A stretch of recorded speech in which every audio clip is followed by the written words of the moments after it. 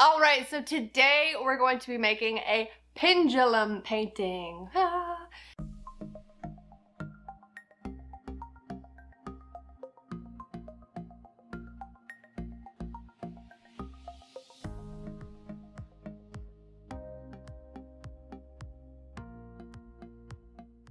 If you haven't seen pendulum paintings going around, it's been a pretty popular trend. I think it's pretty cool, so I'm gonna give it a try and see if I can do it in my basement. It's raining outside, so excuse the mess.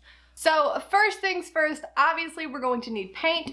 I am going to be using, see if I can get it to work, interior semi-gloss wall paint. Any sort of bucket that you can poke holes into. To hold the painting, I'm going to be using some twine. Alright, so here's the setup. The first thing I think I'm going to do is take my string and kind of measure out how long I want it to be, being where I want my bucket to sit when it spins. This bucket already happens to have a couple of little holes that I'm gonna go ahead and use. If your bucket didn't have holes, you could just take something and poke holes through the side and then put your string through it. Go ahead and measure. Now, our bucket should hang pretty good, like so. So this is just the very top, the apex of my, this is the very top of the easel. I'm gonna take some tape and I'm gonna smack it on there to make sure that this doesn't do any moving.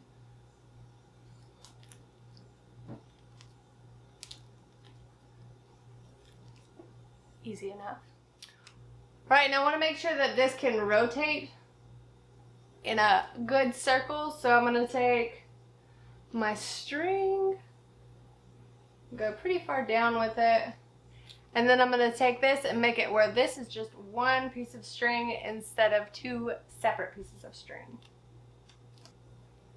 Woo! These are just two big sockets. You could use anything to weigh it down, and I'm going to take them and I'm going to tape it to the side so it stays nice and even and heavy the whole time.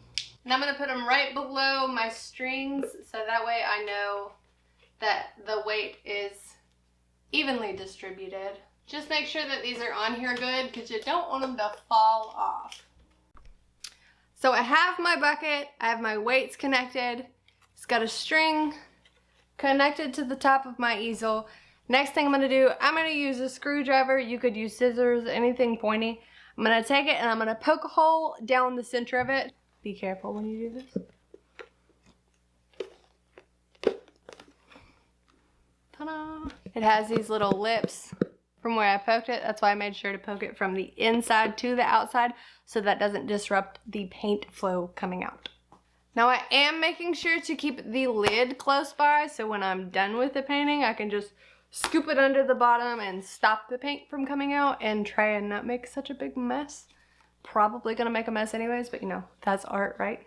I also have these extra little pieces sticking out that I don't want paint to get on, so I'm gonna take some more cardboard and cover them up just to try and keep them clean. I'm going to do a couple of test runs just to kind of make sure everything seems to work. And I guess all we really have left to do is to put paint in it now. So cross our fingers. Let's see if this goes well. Hopefully it'll turn out fun. One more last minute decision I made beforehand. I took a piece of tape and I also put it at the top as opposed to just the bottom. I did both. So it kind of keeps the string more uniform, more one string. Okay, here we go.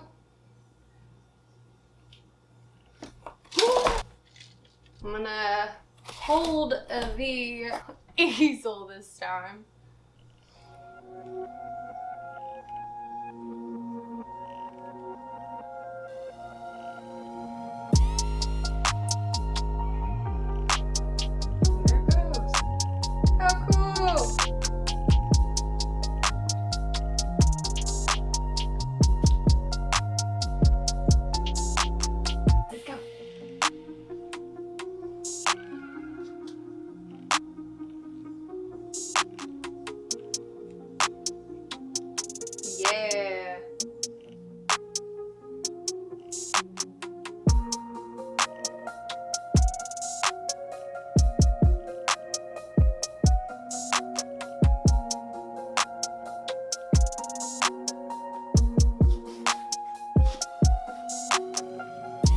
so cool.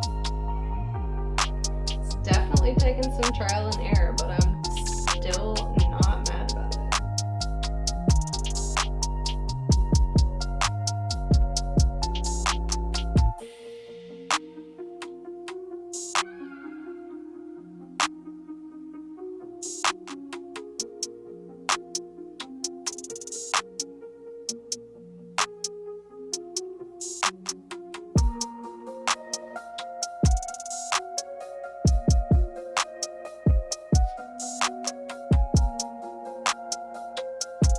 Pretty cool.